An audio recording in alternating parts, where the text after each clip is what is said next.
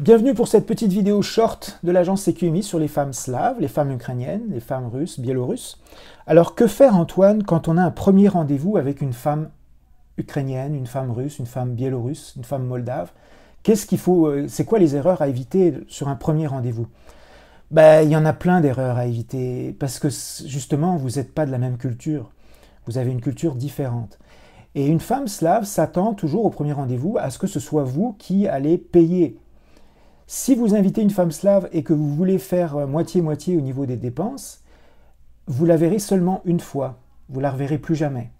Donc c'est quelque chose auquel vous devez être préparé. Vous devez vous y attendre. Il ne faut pas que ce soit une surprise, sinon c'est comme si le rendez-vous était perdu d'avance. Non seulement ça, mais il faut être très bien habillé, avoir des belles chaussures. Les femmes font très attention aux chaussures. Et il faut venir obligatoirement avec un bouquet de fleurs. Alors là, pour les bouquets de fleurs, il y a tout un tas de consignes à respecter. Le nombre, la couleur sont importants. Donc là, renseignez-vous. Et puis, il faut aussi décider. C'est à l'homme de décider dans quel restaurant on va aller. Qu'est-ce qu'on va faire? La femme accepte votre invitation. Donc, c'est à l'homme de prendre en charge l'organisation et les coûts du rendez-vous. Et ça, pour beaucoup d'hommes occidentaux, c'est une grosse surprise.